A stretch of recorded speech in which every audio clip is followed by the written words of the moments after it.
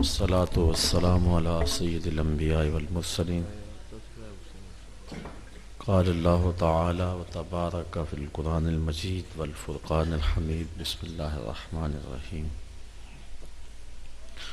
قد جاءكم من الله نور وكتاب مبين.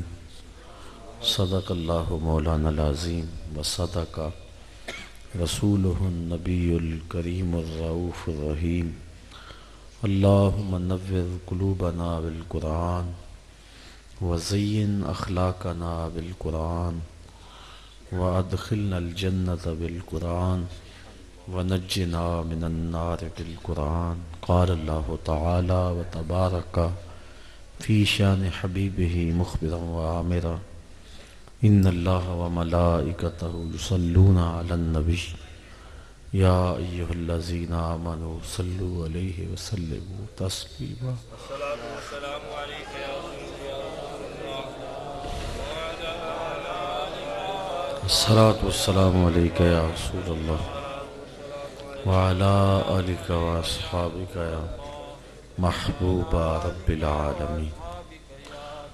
تمام حمد و ثنا تعریف و توصیف اللہ جل مجدہ الکریم کی ذات بابرکات کے لیے جو خالق کائنات بھی ہے اور مالک ششہات بھی.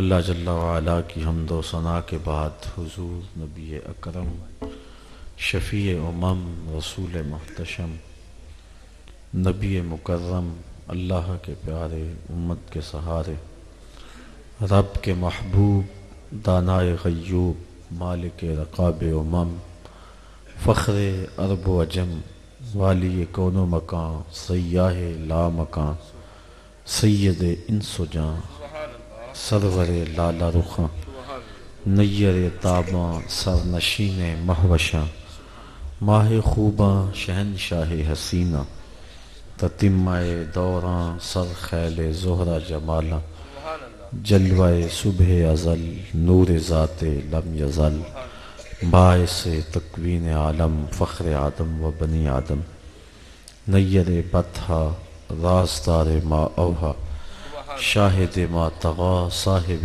علم نشرہ معصوم آمنہ احمد مجتبی حضرت محمد مصطفیٰ صلی اللہ علیہ وسلم کے حضور ناز میں اپنی عقیدتوں ارادتوں اور محبتوں کا خراج پیش کرنے کے بعد عالی مرتبت معظم محترم محتشم علماء کرام سامعین خواتین و حضرات السلام علیکم ورحمۃ اللہ وبرکاتہ. جشن نور کے نام سے منعقدہ اس عظیم الشان اجتماع میں حاضری کا شرف نصیب ہو رہا ہے. چند لمحوں کے لیے کچھ باتیں آپ کے گوش گزار کروں گا. اللہ تعالیٰ میری زبان پہ کلمۃ الحق جاری فرمائے.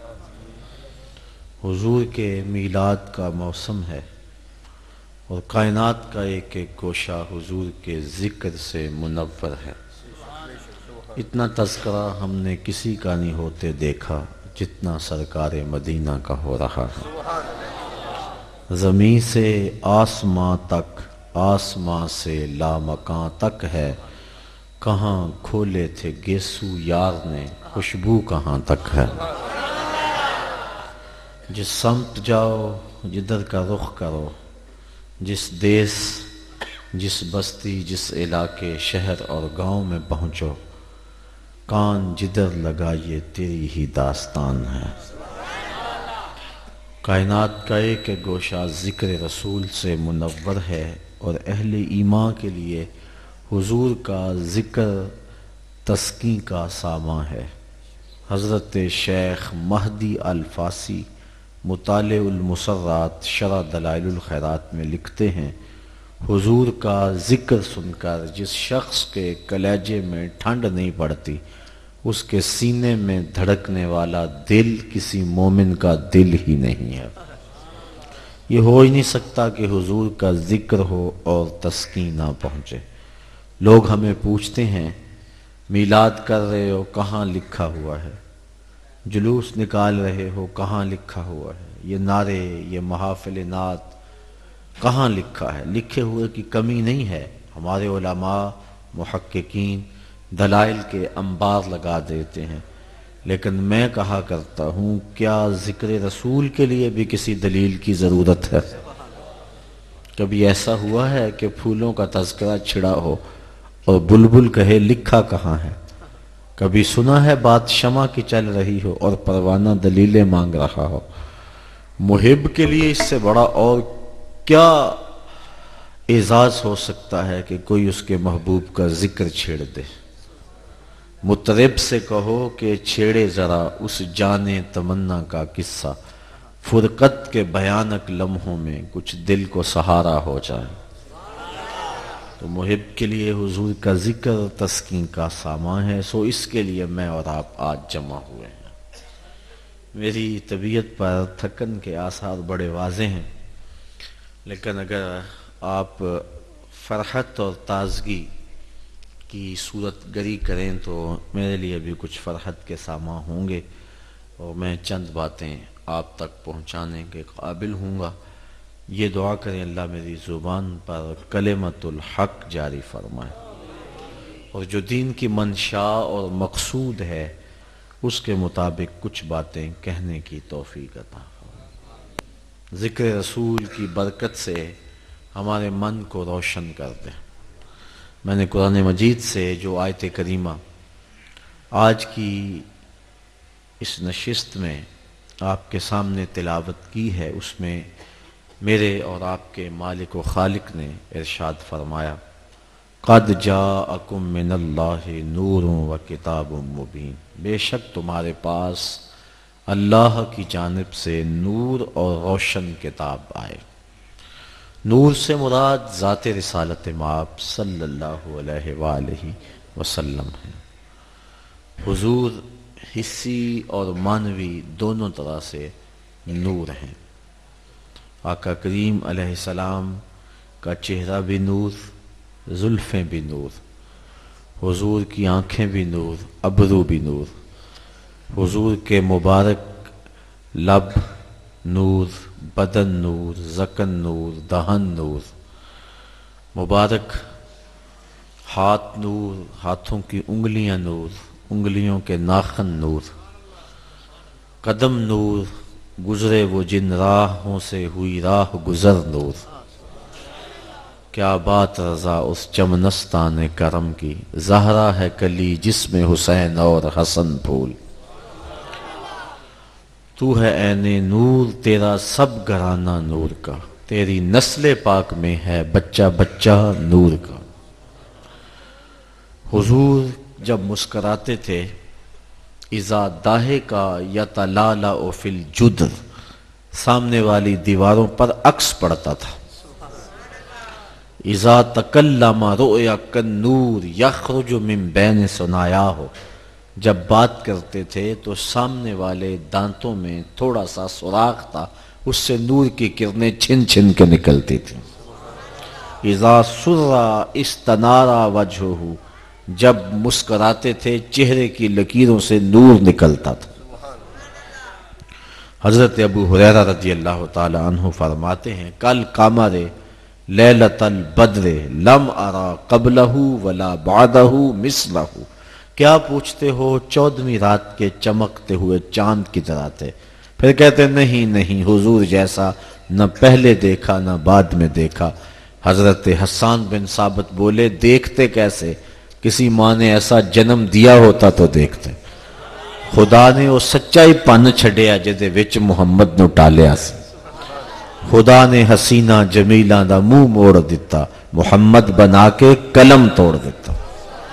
ایسا حسین پیک کر تراشا، ایسا حسین پیک کر تراشا، جو زبان سڑ جائے جس نے کہا تھا خدا چاہے تو کروڑوں محمد پیدا کر دے، دوسرا محمد اس کائنات کے اندر جنم نہیں لے سکتا۔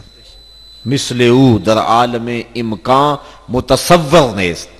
میرے شیخ احمد مجدد الفسانی علیہ رحمہ فرماتے ہیں کہ عالم امکان میں حضور کی مثل ممکن ہی نہیں ہے۔ ثانی تو بڑی دور کی ذات ہے، اس نبی کا تو سایہ بھی نہیں تھا۔ اتنا بے مثال نبی، نبی جس کے قصیدے پڑھتے رہے، 12 نبیوں نے حضور کی امت میں ہونے کی آرزو کی ہے۔ حضرت عیسیٰ علیہ السلام نے کہا لوگو میں بتا دیتا ہوں اس کا نام احمد ہوگا، مبشرم برسول یاتی من بعد اسمہ احمد۔ قرآن کے دامن میں یہ بات موجود ہے کہ آپ نے کہا میں نام بھی بتا دیتا ہوں، بشارت دیتا ہوں اس آنے والے کی، اب میرے بعد وہی آئے گا، نام بھی سن لو، نام احمد ہوگا۔ انجیل برنباس کے اندر لفظ ہیں، ایک حواری اٹھ کے کھڑا ہو گیا، حضرت جس کے قصیدے آپ بھی پڑھ رہے ہیں کیا وہ آپ سے بھی افضل ہوگا؟ ہر مرید سوچتا ہے میرے پیر سے افضل کون ہو سکتا ہے، حقیقت ہو یا نہ ہو، سوچنے کا انداز نظر یہی ہے۔ ایک شاگرد سوچتا ہے کہ میرے استاد سے افضل کون ہو سکتا ہے، ایک بیٹا سوچتا ہے میرے باپ سے افضل کون ہو سکتا ہے، ایک امتی سوچتا ہے میرے نبی سے افضل کون ہو سکتا ہے۔ وہ تو بدبخت ہے جو نبی بھی مانتا ہے اور عیب بھی نکالتا ہے۔ محبوباں تے نکتہ چینی جڑا کرن تو باز نہیں آوندا، اصل منافق جانی اس نو او جھوٹے پیار جتاوندا۔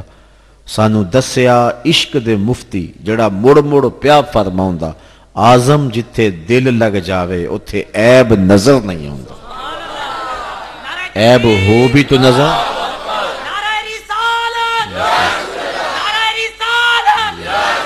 عیب ہو بھی تو نظر، اور جہاں ہو ہی نہ، خلقت مبرأ من کل عیب۔ اور اگر بریلی کے امام سے پوچھیں تو وہ کہتے ہیں وہ کمال حسن حضور ہے کہ گمان نقص جہاں نہیں، یہی پھول خار سے دور ہے، یہی شمع ہے کہ دھواں نہیں۔ ہر پھول کے ساتھ کانٹا ضرور ہوتا ہے، ہر شمع کے ساتھ دھواں ضرور ہوتا ہے، لیکن حسن رسول وہ پھول ہے جس کے ساتھ کانٹا نہیں، وہ شمع ہے جس کے ساتھ دھواں نہیں ہے۔ تو محبوب میں تو عیب ہو بھی تو نظر، اور جہاں عیب نام کی چیز ہی نہ ہو۔ علامہ رومی لکھتے ہیں حاکم وقت نے لیلا کو دربار میں بلایا، کہا تیرے حسن کا بڑا شہرا ہے، تو نے ایک شہزادے کے حواس باختہ کر دیے، کون سا جادو ہے تیری نگاہوں میں؟ مجھے تو حسین نظر نہیں آ رہی، میرے نظر میں میری نگاہ میں تیرے سے زیادہ تو میری لونڈیاں ہنسی ہیں۔ گفت لیلا را خلیفہ کاں تو کس تو مجنوں شد پریشان و غوی، از دیگر خوباں تو افزون نیستی، گفت خامش چوں تو مجنوں نیستی۔ لیلا نے 2 لفظی بیان دیا، اس نے کہا بادشاہ چپ کر جا، تو کوئی مجنوں تو نہیں نا، دیدائے مجنوں اگر بودے ترا، از دو عالم بے خطر بودے ترا، تیری آنکھ مجنوں والی ہوتی پھر تو مجھے دیکھتا، تو ہوش دارو لیک مجنوں بے خودست، در طریقے عشق بیداری بدست۔ تو ہوش والا ہے اور مجنوں ہوش کو چھٹی دے کر آیا ہے، اور اس کوجے میں جو ہوش کی پونجی لے کر آئے اسے سودا نہیں ملتا۔ اگر لیلا کو دیکھنا ہو تو مجنوں کی آنکھ چاہیے، اور اگر مصطفیٰ کو دیکھنا ہو جناب ابو بکر کی آنکھ چاہیے۔ بلکہ اقبال تو کہتا ہے معنی حرفم کنی تحقیق اگر، بنگری با دیدائے صدیق اگر، قوت قلب و جگر گردد نبی، از خدا محبوب تر گردد نبی۔ اگر نگاہ بینا نصیب ہو جائے تو جدھر دیکھو گے نبی کے جلوے ہی نظر آئیں گے۔ بلکہ ظہوری کہتا ہے مکے کی ہواؤں میں، طیبہ کی فضاؤں میں، ہم نے تو جدھر دیکھا سرکار نظر آئے۔ اگر نگاہ صدیقی مل جائے تو پھر محبوب نظر آتے ہیں۔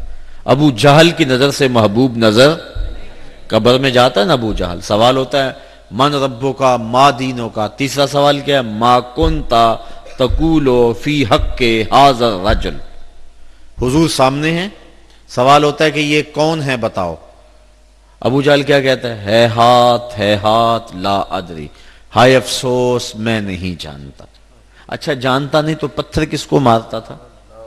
جانتا نہیں تو گڑے کس کی راہوں میں کھودتا تھا؟ جانتا نہیں دارالندوہ میں بیٹھ کے قتل کی سازش کس کے خلاف تیار کی تھی؟ جانتا نہیں تو بدر میں کس کے مقابلے میں آیا تھا؟ جانتا نہیں تو اوجریاں کس پہ ڈلوائی تھی؟ جانتا نہیں تو گڑے کس کی راہوں میں کھدوائے تھے، کانٹے کس کی راہوں میں بکھیرتا تھا؟ لیکن کہتا ہے ہاتھ لا ادری، ہائے افسوس میں تو نہیں پہچانتا کہ یہ کون ہے۔ جو ساری زندگی دیکھتا رہا وہ کہتا ہے میں نہیں پہچانتا۔ 14 صدیاں گزرنے کے بعد ایک مومن قبر میں اترا۔ فرشتوں نے پوچھا بتا عامر چیمہ یہ کون ہے؟ کہا پیچھے ہٹو، پہلے پائے ناز کو بوسہ تو لے لینے دو، میں تو مر کے پہنچا ہوں یہاں اس دل ربا کے واسطے۔ میرے تو بخت سور گئے کہ وہ میری قبر میں آئے وہ میرے مزار پہ گھونگٹ اتار کے، مجھ سے تو نصیب اچھے ہوئے میرے مزار کے، یہ تو بخت سور گئے کہ وہ میری قبر میں آئے ہیں۔ حضرت شیخ عبدالحق محدث دہلوی علیہ رحمہ جذب القلوب میں لکھتے ہیں جب سے یہ سنا ہے کہ حضور قبر میں آئیں گے پتہ نہیں موت کہاں مر گئی ہے، جی چاہتا ہے زندہ قبر میں چلے جائیں۔ تو جو ساری زندگی دیکھتا رہا وہ کہتا ہائے افسوس میں نہیں پہچانتا، اور 14 صدیوں کا فاصلہ رکھنے والا لحد میں اترتا ہے تو فوراً کہتا ہے پیچھے ہٹو، پہلے پائے ناز کو بوسہ تو لے لینے دو۔ میں نے ہٹلر کے دیس میں جان یوں ہی تو نہیں وار دی تھی، مجھے تو پتا ہے یہ کون ہیں۔ پیر مہر علی شاہ نے مجھے نقشہ بتایا ہوا ہے، مکھ چند بدر شاہ شانی ہے، متھے چمک دی لاٹ نورانی ہے، کالی زلف تے اکھ مستانی ہے، مخمور اکھی ہند مد بریاں۔ کیا میں انہیں نہیں جانتا؟ پیچھے ہٹو، پہلے پائے ناز کو بوسہ تو لے لینے دو۔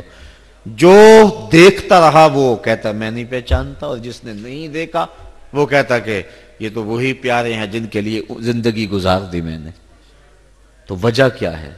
یہ اس نے دیکھا نہیں، لیکن در دل مسلم مقام مصطفیٰ، مومن کے دل میں ڈیرے ہی محمد عربی کے ہوتے ہیں۔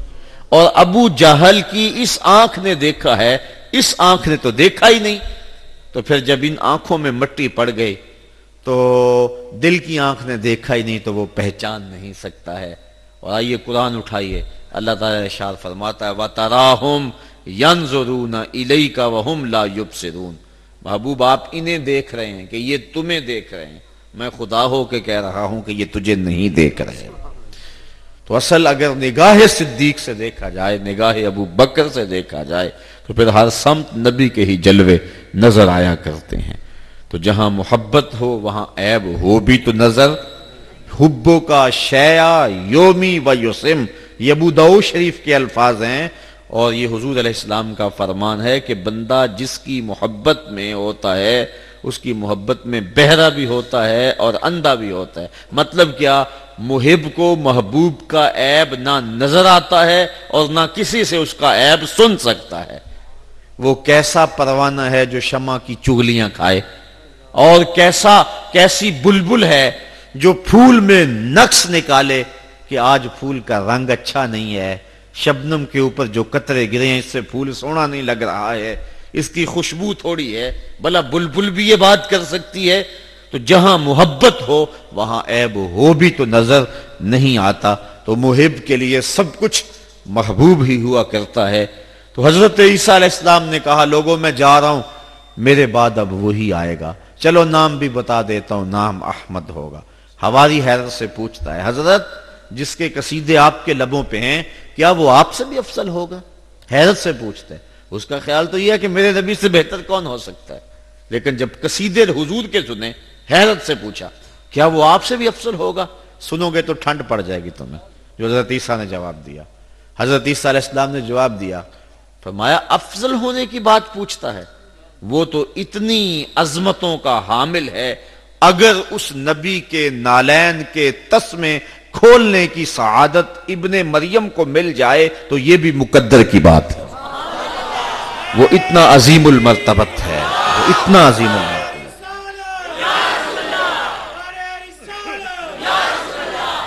اتنا عظیم المرتبت ہے۔ نبی تو حسن محمد کے قصیدے پڑھے، زمانہ انتظار کرے، اور ایک شخص ترازو لے کے نبی کو تولنے بیٹھ جائے۔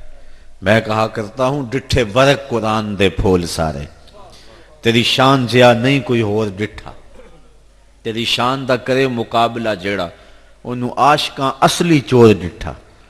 کوئی نور آکھے کوئی بشر آکھے، پیندہ رات دینے ایہو شور ڈٹھا، اللہ والیاں گل مکا دیتی تساں ہور ڈٹھا اساں ہور ڈٹھا۔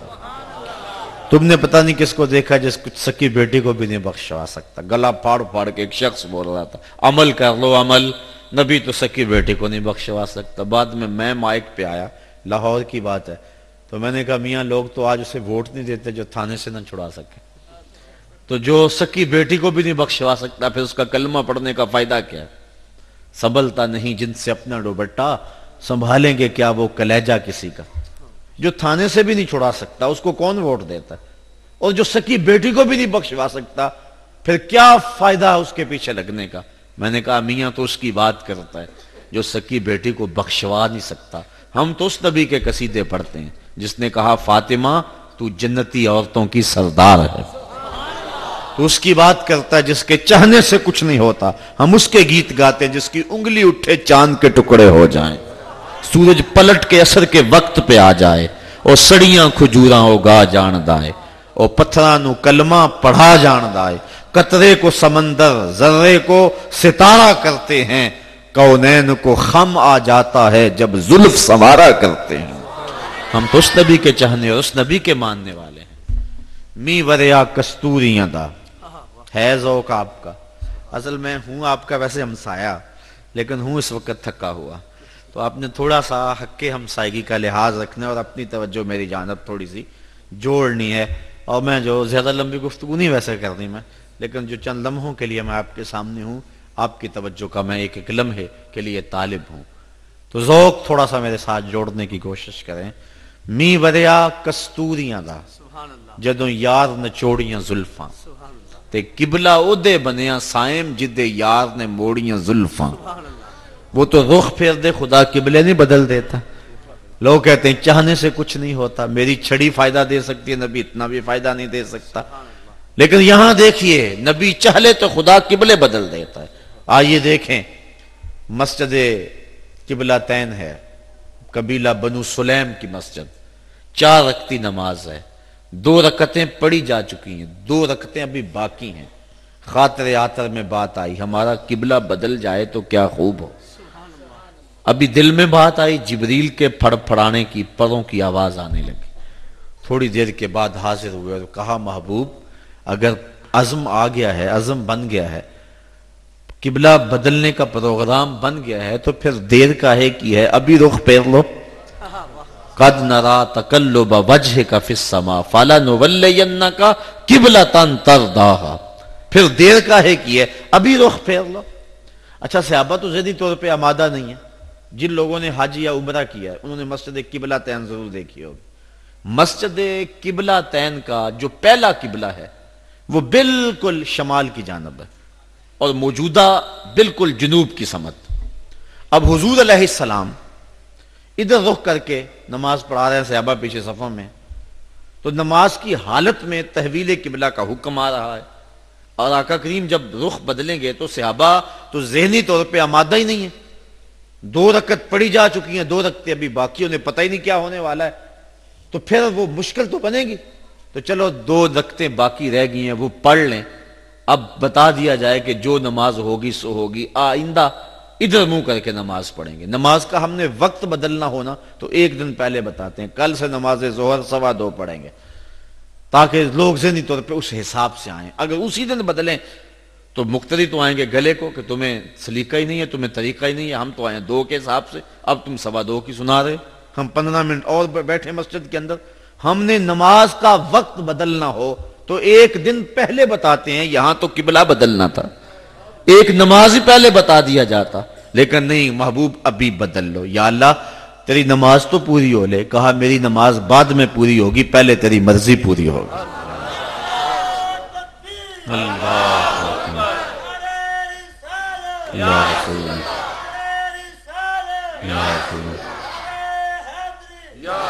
تو ہم تو اس نبی کے ماننے والے ہیں اور اس نبی کے قصیدے پڑھنے والے ہیں کہ جس کی مرضی سے خدا قبلے بدل دیتا ہے. می وریا کستوریاں دا جدوں یار نچوڑیاں زلفاں، تے قبلہ ادھر بنیا سائم جدے یار نے موڑیاں زلفاں. وہ تو رخ پھیر دے خدا قبلے بدل دیتا ہے. ہم اس نبی کے ماننے والے. تو کہا لوگو وہ اتنا عظیم المرتبت ہوگا اگر اس کے نالین کے تسمے کھولنے کی سعادت ابن مریم کو مل جائے تو یہ بھی مقدر کی بات ہے. تو ہم اس نبی کے ماننے، اس نبی کے چاہنے والے ہیں. تو حضور نبی رحمت صلی اللہ علیہ وآلہ وسلم اس دنیا پر روشن اور نور برساتے ہوئے جلوہ فراز ہوئے. ارشاد فرمایا قد جاءکم من اللہ نور، یہ نور بن کے جلوہ فراز ہوا ہے. ایسا نور مسکرائیں تو چہرے کی لکیروں سے نور نکلے.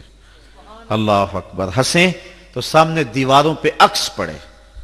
حضرت ام المومنین سیدہ عائشہ صدیقہ رضی اللہ تعالی عنہا محبوبہ محبوب کائنات فرماتی ہیں کہ میں سوئی گما بیٹھی اور حضور کا گھر ہے، دیے میں جلانے کے لیے تیل بھی نہیں ہے. میں پریشان تھی، اتنے میں حضور تشریف لے آئے. میں نے ماجرا کہا، حضور مسکرا پڑے. فَتَبَيَّنَتِ الْعِبْرَةُ بِشُعَاعِ نُورِ وَجْهِهِ، حضور کے چہرے سے نکلنے والے نور سے مجھے گمی ہوئی سوئی مل گئی. بات تو اس عنوان سے بہت باتیں ہو سکتی ہیں. سیدہ حلیمہ سعدیہ، آپ کو بھی محلے کی عورتوں نے کہا. اس کو قاضی ثناء اللہ پانی پتی تفسیر مظہری میں لکھتے ہیں. انہوں نے اکٹھے ہو کر کے کہا کہ حلیمہ تو بڑی امیر ہو گئی ہے، رات کو بھی چراغ نہیں بجھاتی. تیرے گھر میں رات کو بھی چراغ روشن رہتا ہے، بڑے بڑے امیر لوگ جو ہیں وہ بھی رات کو چراغ بجھا کے سوتے ہیں.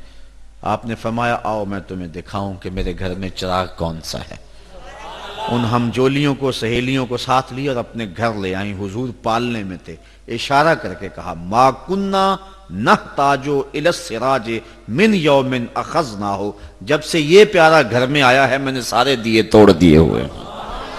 دیے کی ضرورت نہ مشعل کی حاجت، عجب روشنی تو نے پائی حلیمہ. کہا یہی چراغ ہے جو دن کو بھی روشن رہتا ہے اور رات کو بھی روشن رہتا ہے.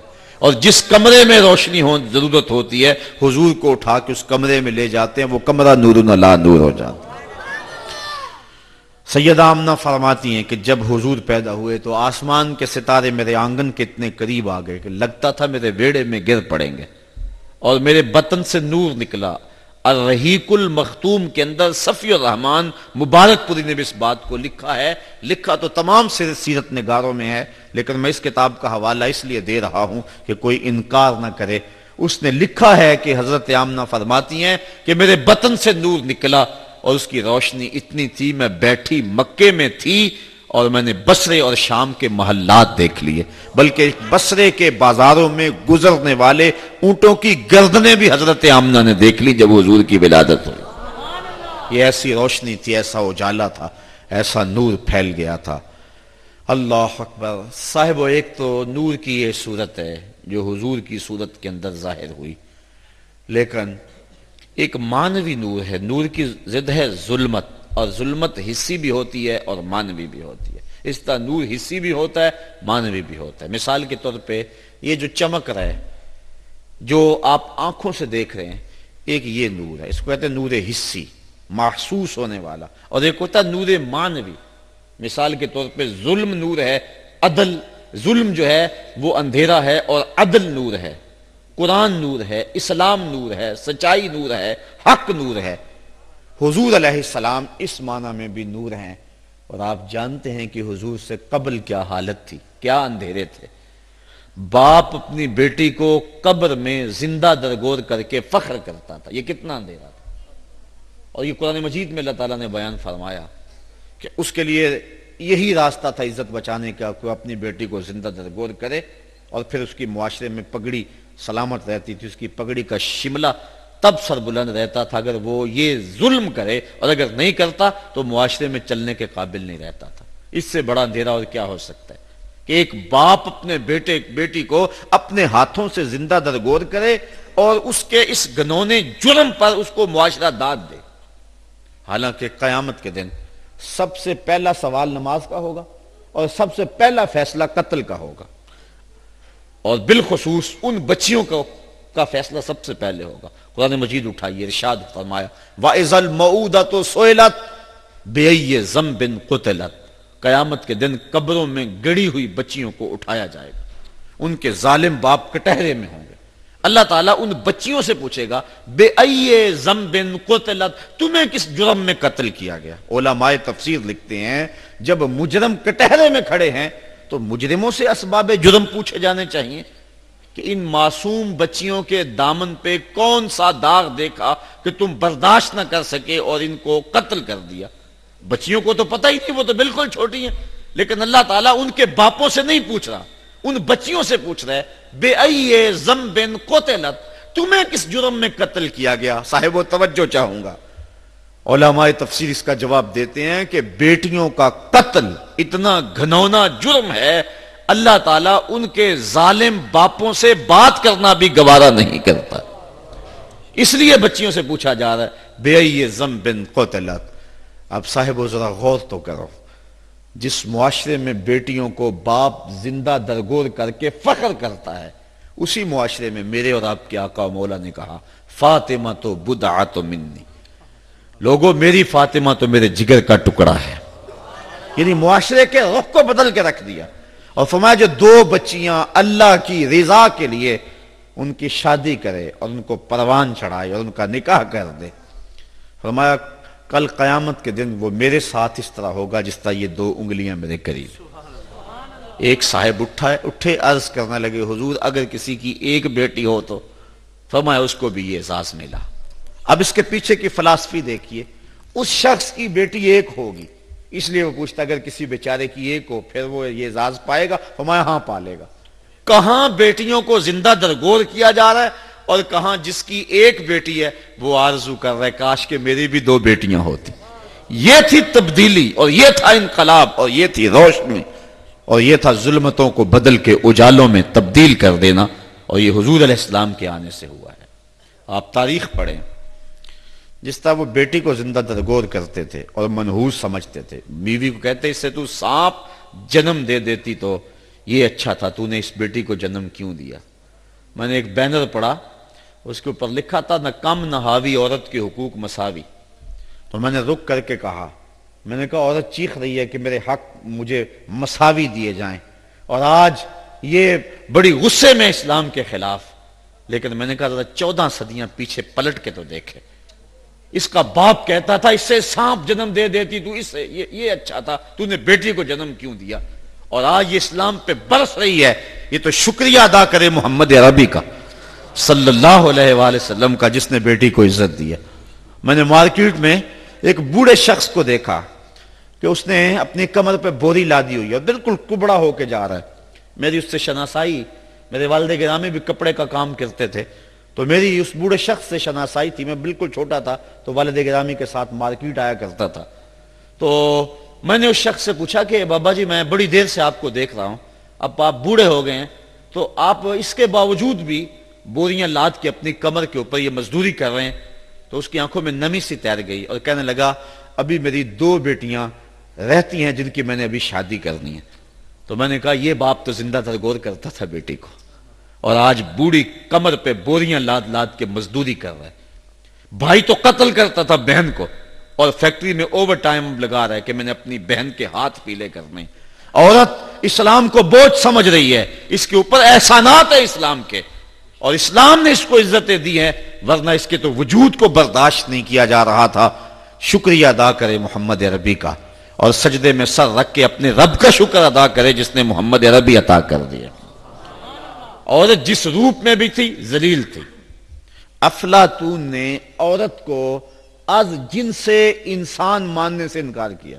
بہت بڑا فلسفی گزرا ہے. وہ کہتا ہے یہ ہم شکل ہے انسان کی، انسان کو جنم بھی دیتی ہے لیکن خود انسان نہیں ہے. اس نے عورت کو انسان ماننے سے انکار کیا. عرب کی تاریخ اٹھائیں، عورت کو ماں کی صورت میں بھی ترکے میں تقسیم کرتے تھے. وہ وراثت میں تقسیم ہوتی تھی، جو سوتیلی ماں تھی، اور سکی ماں کو بھی دھکے دیے جاتے تھے. بہن بھی قتل ہوتی تھی، جو سبب بیٹی کے قتل کا تھا وہی بہن کے قتل کا تھا. بیوی کا تو حال ہی کیا تھا. اور پھر یہ کون آیا جس نے جنت کو کھینچ کے ماں کے قدموں تلے رکھ دیا؟ الجنت تحت اقدام الامہات. کس نے بیوی کو محبوبہ کی مسند پہ بٹھایا؟ کسی کو حمیرہ کہہ کے پکار رہے ہیں. سیدہ عائشہ صدیقہ رضی اللہ تعالی عنہا فرماتی ہیں کہ حضور کثرت سے حضرت خدیجۃ الکبریٰ کا تذکرہ کرتے. ایک دن مجھ سے نہ رہا گیا، میرا ان سے جو رشتہ تھا. میں نے کہا حضور آپ اس بوڑھی عورت کا تذکرہ نہیں چھوڑتے جبکہ اللہ نے آپ کو بہتر ازواج دی. تو حضور نے فرمایا عائشہ مجھے خدیجہ کے بارے پریشان نہ کرو، جب پورے مکے نے میرا انکار کیا تھا اس نے میرا اقرار کیا تھا، فرمایا میں اس کا تذکرہ کیسے چھوڑ سکتا ہوں۔ اور حضرت فاطمہ تو ذرا فرماتی ہیں جب میری والدہ کا آخری وقت آیا حضرت خدیجہ الکبریٰ کا، سنیے غور سے یہ بات سنیے، آج حقوق نسواں کی بات کرنے والے کوئی ایک مثال ہی لائیں۔ تو حضرت فاطمہ حضور کی خدمت میں گئیں اور عرض کی ابا جی امی جان چادر مانگ رہی ہیں، یہ حضور نے جو کمبل اوڑا ہوا تھا وہ مانگ رہی ہیں۔ حضور فرمایا بیٹا اپنی امی سے پوچھو چادر کیا کرنی ہے، پھر حضور خود ساتھ آ گئے اور حضرت خدیجہ الکبریٰ نے عرض کی حضور اس وقت میری جو پوزیشن اور حالت ہے مجھے لگتا ہے کہ یہ میرا بخار جان لیوا ثابت ہوگا، تو کہیں ایسا نہ ہو کہ یہ میرے لیے جان لیوا ثابت ہو، میں اس لیے یہ آپ سے چادر مانگی ہے کہ اس چادر سے مجھے کفن دیا جائے۔ اب سنو حضور نے کیا لفظ کہے، آقا کریم کی آنکھوں میں آنسو آ گئے اور فرمایا خدیجہ تو نے تو چادر مانگی ہے، لو اردت جلدی لا آتیتو کے، اگر تو میری جلد بھی مانگتی میں وہ بھی اتار کے دے دیتا۔ کوئی لاؤ تو صحیح مثال ایسی، عورت کو سارے حقوق آمنہ، غلام وہ یتیم جن کا کوئی پرسان حال نہیں تھا ان کو کس نے عزتیں دی؟ فرمایا میں اور یتیم کی کفالت کرنے والا قیامت کے دن اس طرح قریب ہوں گے جنت میں جس طرح یہ میری 2 انگلیاں قریب ہیں۔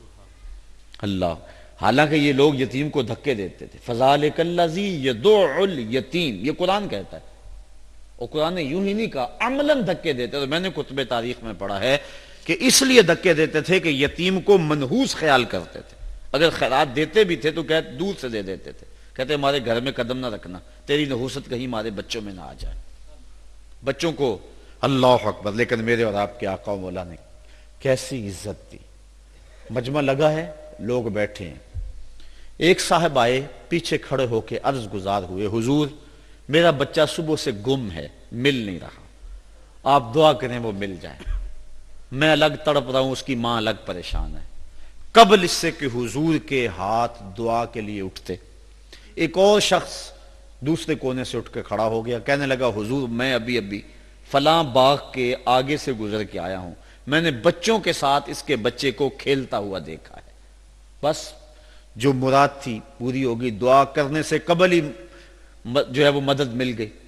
اس نے اٹھ کے باہر جانا چاہا تو حضور نے فرمایا اس کو بلاؤ، بلایا گیا، کہا میاں بڑی جلدی ہے، کہا حضور آپ جانتے ہیں کہ ایک باپ سے بیٹا بچھڑا ہوا ہے اور صبح سے بچھڑا ہوا ہے، میں چاہتا ہوں جلدی اس کو لوں، اس کی ماں کو بھی ملاؤں اور اس کو بھی تسکین پہنچے۔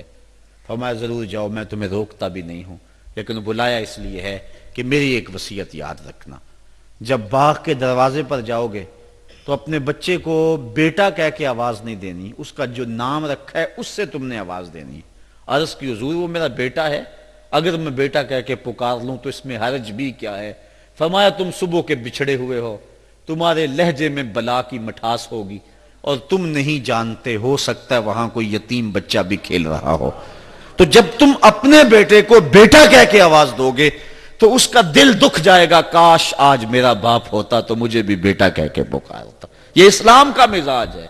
بیوہ کے سامنے اپنی بیوی سے پیار نہ کرو، غریب کے سامنے اپنی دولت کی نمائش نہ کرو، بلکہ حضور علیہ السلام نے فرمایا اپنے گوشت کی خوشبو سے ہمسائے کو تکلیف نہ دو، یا تو تھوڑا سا پانی زیادہ ڈال لو اور شوربے کی ایک پیالی ہمسائے کے گھر بھی بھیج دو، اور اگر یہ نہیں کر سکتے تو ایسے زاویے میں یا ایسے وقت میں کھانا پکاؤ کہ ہمسائے کے بچوں تک اس کی بو نہ پہنچے۔ مزدور کے بچے ضد کر بیٹھے تو بوڑھا مزدور کس طرح ان کی ضد پوری کرے گا، اس لیے کہیں ان کو تکلیف نہ پہنچے۔ وہ کیا کسی نے کہا تھا، دوپہر کو سلا دیتی ہے بچوں کو وہ اس ڈر سے، دوپہر کو سلا دیتی ہے بچوں کو وہ اس ڈر سے، گلی میں پھر کھلونے بیچنے والا نہ آ جائے۔ کبھی ہم نے ان چیزوں پہ غور کیا؟ کبھی ہم اس انداز سے سوچا حضور کی سیرت کو؟ ہمارے ہاں تو رواج ہے، شاید آپ کے دیہات میں بھی ہو، کہ جب ہم اپنی بیٹی کو رخصت کرتے ہیں نا، اس کا جہیز چارپائیوں پہ بچھا کے ایک عورت کو بھیجتے ہیں محلے میں کہ ساری عورتوں کو کہو، بچیوں کو کہو کہ ہماری بیٹی کا جہیز دیکھ جاؤ۔ اس کو رسم وکالہ کے نام سے جو ہے وہ ہم ایک رواج رکھا ہوا ہے۔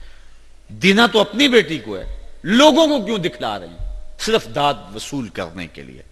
بڑا جی دیا، حد کر دی، کمال کر دی، شیخ صاحب نے، چودھری صاحب نے، خان صاحب نے، ملک صاحب نے کمال کر دی، لوگوں نے داد دی، تم نے وصول کر لی، بیٹھکوں، چوپالوں، محلوں، گلیوں، پھٹوں پر بیٹھ کے بات بھی ہوئی، لیکن یہ کسی نے نہ سوچا کہ تمہاری بیٹی کا جہیز دیکھنے کے لیے یتیم بچیاں بھی آئیں، اس مزدور کی بیٹیاں بھی آئیں جو بڑھاپے کے باوجود اوزار لے کے مزدوروں والے اڈے پہ جا کے بیٹھ جاتا ہے، اور اس کو کوئی قبول کرنے کے لیے تیار نہیں ہوتا کہ یہ بوڑھا کیا کام کرے گا۔ وہ کہتا مجھے 10 روپے کم دے دینا لیکن مجھے لے جاؤ، لیکن کوئی اس کو قبول کرنے کو تیار نہیں ہوتا۔ وہ دوپہر تک منتظر رہتا ہے، اور جب وہ خالی ڈبہ روٹی والا اٹھا کے واپس دوپہر کو گھر پلٹتا ہے، کوئی اندازہ کر سکتا ہے کہ اس کے قدم کتنے بوجھل ہوتے ہیں؟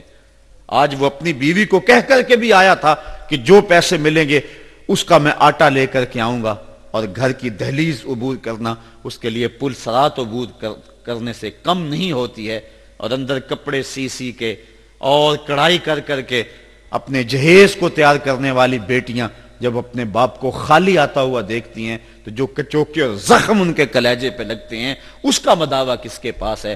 تم نے تو داد وصول کر لی، لیکن جو زخم ان بیٹیوں کے کلیجے پہ لگے اس کا مداوع کس کے پاس ہوگا؟ تارا ٹوٹتا سب نے دیکھا، یہ نہ دیکھا ایک نے بھی، کس کی آنکھ سے آنسو ٹپکا، کس کا سہارا چھوٹ گیا۔ کاش کہ ہم اس نقطہ نظر سے سوچنے کا مزاج بنا لیں۔ میرے اور آپ کے آقا و مولا عید پڑھنے کے لیے جا رہے ہیں کہ راستے کے اندر ایک بچے کو روتا ہوا دیکھا، پوچھا بیٹا آج تو خوشیوں کا دن ہے اور تم رو رہے ہو؟ عرض کرنے لگا میرے باپ کا سایہ میرے سر پہ نہیں ہے۔ علامہ اقبال نے دارالشفقت لاہور کا جو یتیم خانہ ہے اس کے ایک سالانہ اجلاس میں ایک نظم پڑھی تھی، نالہ یتیم۔ وہ خیر مدون تو نہیں ہے لیکن غیر مدون وہ کہیں کسی رسالے میں نے دیکھی ہیں، اس میں یتیم کے دکھڑے بیان کیے گئے ہیں۔ جب عید کے روز چھتوں پہ چڑھ کے بچے عید کا چاند دیکھتے ہیں تو وہ یتیم بھی ان بچوں کے ساتھ دیکھتا ہے۔ جب چاند نظر آتا ہے تو وہ بچے پلٹ کے اپنے باپ کی باہوں میں جھول جاتے ہیں، تو یتیم جب اپنے ویڑے میں اترتا ہے تو جو کسک اور جو زخم اس کے کلیجے پہ لگتے ہیں اس کو میں لفظوں کا روپ نہیں دے سکتا۔ تو پھر اقبال اس یتیم کو تصور میں پکڑتا ہے اور کہتا ہے آ تجھے میں حضور کی دہلیز پہ لے چلوں، تیرے دکھوں کا مداوع کہیں اور نہیں ہوگا۔ اور پھر حضور امت کو مخاطب ہو کے کہتے ہیں گر تم سمجھو تو 100 باتوں کی یہ ایک بات ہے، آبرو میری یتیمی کی تمہارے ہاتھ ہے۔ تو آقا کریم نے اس کو پکڑا، گھر لے آئے، جیسا لباس حسنین کو دیا تھا ایسا لباس اس کو دیا، اس کو کھانا کھلایا، اس کے سروں میں کنگھی کی، تیل لگایا، اچھا لباس پہنایا، پھر مزید احساس محرومی ختم کرنے کے لیے فرمایا اما ترضى انا محمدن ابو کا و عائشہ امو کا و فاطمہ بنت محمد اختو کا، بیٹا کیا تو پسند نہیں کرتا کہ محمد تیرا باپ لگے اور عائشہ تیری ماں لگے اور فاطمہ تیری باجی لگے؟ اس نے کہا یہ رشتے مل جائیں تو مجھے اور کیا چاہیے؟ کہا آج کے بعد یہ رشتے تیرے ہوئے۔ حضور نے ایک انگلی سے حسنین کو لگایا ہوا ہے، دوسری سے یتیم بچے کو لگایا ہوا ہے، اور عیدگاہ کی طرف آ رہے ہیں، اور بچے بھی اپنے اپنے ماں باپ کے ساتھ جا رہے ہیں، لیکن یہ یتیم بچہ زبان حال سے کہتا ہے تھا تو یتیم لیکن آج یتیمی کا مزہ آ گیا، مصطفیٰ جان رحمت کی انگلی تھام کے جا رہا۔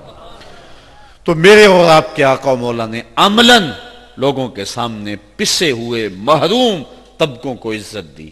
حضرت عمر فاروق رضی اللہ تعالی عنہ سے روایت ہے، حضور بیٹھے تھے مسجد نبوی میں مصلی پہ، ایک بڑھی آئی، دروازے پر کھڑی ہو کر حضور کو ہاتھ سے اشارہ کیا، آقا اس کی بات سننے کے لیے دروازے پہ چلے گئے۔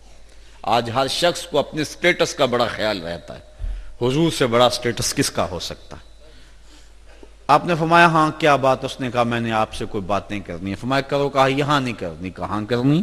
کہا مسجد نبوی سے باہر کھلی جگہ ہے، آپ وہاں آ جائیں، میں وہاں آپ سے کوئی بات نہیں کر رہی۔ حضور تشریف لے گئے، جوں اس نے باتیں چھیڑی، عورتوں کی باتیں ویسے بھی بڑی لمبی ہوتی ہیں، پھر سننے کے لیے حضور جیسا غمخوار مل جائے تو پھر کس کا جی چاہے گا کہ بات چھوڑیں؟ اسی شوق میں کی ہیں تجھ سے 1000 باتیں کہ تیرا حسن تیرے حسن بیان تک دیکھو۔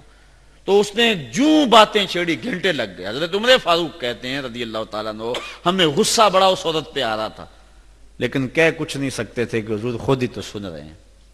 جب تھک ہار کے خود جانے لگی تو ہم نے عرض کی حضور اس عورت کا تو توازن عقلی ٹھیک نہیں ہے، پورا مدینہ جانتا ہے، لوگ اس کو دیکھ کے راستہ بدل لیتے ہیں، جس سے بات چھیڑتی ہے جان نہیں چھوڑتی، آپ کا وقت قیمتی، بدن نازک، اور اس کی بے تک کی باتیں، آپ ایسی ویسی عورتوں کی باتیں کیوں سنتے ہیں؟ تو حضور نے فرمایا عمر پورے مدینے میں اس بیچاری کی کوئی بھی نہیں سنتا، میں بھی نہ سنوں، ایک تو ہی ہوتے ہیں میریاں آساں دا سہارا، دس کنوں کراں جے تینوں نہ کراں یاد۔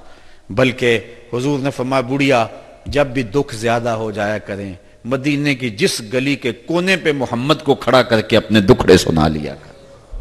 یہ ہے میرے آقا کا دین، یہ ہے میرے آقا کا پیغام، اور یہ ہے وہ روشنی جو قد جاءکم من اللہ نور و کتاب مبین کے دامن سے پھوٹتی ہے۔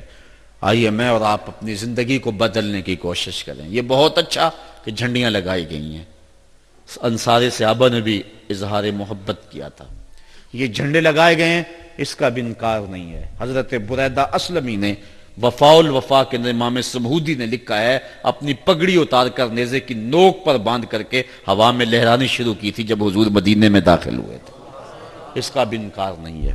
یہ نعت خوانی بہت اچھی ہے، طلع البدر علینا من ثنیۃ الوداع، یہ انصار کی بچیوں نے پڑھا تھا، کہیں معصوم ننھی بچیاں تھیں، دف بجاتی تھیں، رسول پاک کی جانب اشارے کر کے گاتی تھیں، اور کہتی کیا تھی، ہم ہیں بچیاں نجار کے عالی گھرانے کی، خوشی ہے آمنہ کے لال کے تشریف لانے کی۔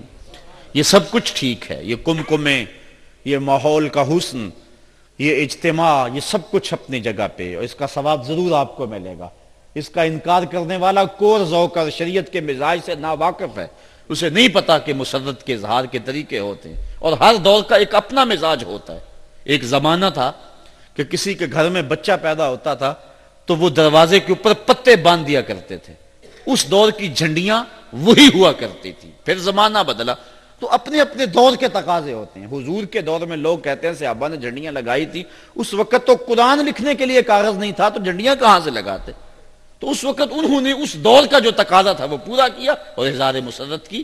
تو ہر دور کے تقاضے ہیں، یہ پورے کرنے چاہیے، ہونے چاہیے، اشتہار بھی چھپیں، جلسہ بھی ہو، میں آ کے خطاب بھی کروں، اور علماء کو بھی بلائیں، آپ نعرے بھی لگائیں۔ صحابہ نے بھی نعرے لگائے تھے۔ حضور کو جب دیکھا، مسلم کتاب الہجرہ کے لفظ ہیں، تفرق الغلمان والولدان فی الطرق ینادون یا محمد آہو یا رسول اللہ، بچے بوڑھے گلیوں میں پھیل گئے اور جوان بھی پھیل گئے، اور حضور کو دیکھ کر کے یہ نعرہ لگاتے تھے، یا محمد یا رسول اللہ۔ یہ مسلم شریف کے لفظ ہیں، انکار اس کا بھی نہیں ہے۔ لیکن صاحبو، یہ ساری چیزیں اپنی جگہ پہ، لیکن حضور مبعوث جس مقصد کے لیے ہوئے تھے اس مقصد کو کبھی بھی نہ بھولنے پائیں، اپنی زندگی میں تبدیلی کریں۔ اگر اس مجلس میں کوئی شخص ایسا ہے بدقسمتی سے جو نماز نہیں پڑھتا تو آج عزم کر کے جائے میلاد کی محفل میں کہ آج کے بعد نماز نہیں چھوڑے گا۔ کہو نا انشاءاللہ۔ بڑی دیر سے آپ نعرے لگا رہے ہیں، یہ بھی نعرہ لگا دیں انشاءاللہ کا، اتنے زور سے نعرہ لگائیں شیطان کا کلیجہ پھٹ جائے آپ کے عزم کی وجہ سے۔ یہ عزم کر کے جائیں، یہ پختی، یہ ہے حضور جو دین لے کے آئے، یہ ہے پیغام جو حضور لے کر کے آئے ہیں۔ 750 مرتبہ قرآن نے حکم دیا ہے نماز کا، اور صحابہ فرماتے ہیں مومن اور کافر میں فرق ہی نماز کو سمجھتے تھے۔ جو نماز پڑھتا ہم سمجھتے مومن، اور جو نہیں پڑھتا ہم سمجھتے تھے مومن نہیں ہے تبھی نہیں پڑھتا۔ حضور کے نام کے نعرے لگانے والوں، ذرا اپنی وضاحت پہ بھی غور کر لو۔ اپنا سر، اپنا بدن، اپنا چہرہ، اپنے انداز زندگی، اپنے انداز معاشرت، اپنی زندگی سب دیکھو، کیا حضور کے طریقے سے ہٹ کر تو نہیں گزر رہے؟ کیا گنبد خضرا کے مکین کو ہمارے عمل، رویے اور کردار سے دکھ تو نہیں پہنچ رہا؟ کسی سے نہ پوچھیں، اپنے آپ سے پوچھیں۔ مفتی اندر بیٹھا ہوا ہے، استفت من قلبک، حضور نے حضرت وابسہ کو کہا تھا جب انہوں نے پوچھا تھا حضور خیر کیا ہے شر کیا ہے، کہا دل سے پوچھ لے، یہ دل ہی بتا دے گا۔ یہی مفتی بیٹھا ہوا، یہ تجھے بتا دے گا کہ اچھائی کیا ہے برائی کیا ہے۔ میرے استاذ المکرم، اللہ ان کی قبر پہ کروڑوں رحمتوں کا نزول فرمائے۔ قبلہ مفتی حبیب اللہ صاحب رحمۃ اللہ تعالی علیہ آپ فرمایا کرتے تھے، یہ نہ ہو کہ لوگ پوچھیں تمہیں کہ تم کون ہوتے ہو اور تمہیں بتانا پڑے ہم مسلمان ہوتے ہیں۔ یہ دیکھو مذہب کے خانے میں اسلام لکھا ہوا ہے۔ آپ فرمایا کرتے تھے، میاں نہ کسی کو پوچھنا پڑے، نہ تمہیں بتانا پڑے، تمہارا کردار، تمہارے اخلاق، تمہاری وضاقتہ، تمہاری شکل و صورت، تمہاری تمدن، تمہاری تہذیب اس طرح ہونی چاہیے تم دور سے چلے آ رہے ہو، لوگ پہچان کے کہیں وہ دیکھو آقا کا غلام آ رہا۔ ایسا نہ ہو۔ آئیے میں اور آپ اپنی زندگی کو بدلنے کی کوشش کریں اور اپنی زندگی کو حسن اور نیکی دیں۔ میرے میزبان عالی مرتبت کا تو خیال تھا کہ میں لمبی گفتگو کروں، لیکن میں یہ غالباً چوتھی کے 5ویں گفتگو ہے اور ابھی ایک جگہ پہ اور میرا انتظار ہو رہا ہے، وہاں بھی میں نے چند کلمے کہنے ہیں، تو میں تقریباً پونا گھنٹہ ہو گیا مجھے گفتگو کرتے ہوئے۔ بات یہ ہے کہ اگر ایک جملہ بھی عمل کے لیے نصیب ہو جائے تو میں کہتا ہوں وہ گھنٹوں کی تقریر سے بھاری ہوتا ہے۔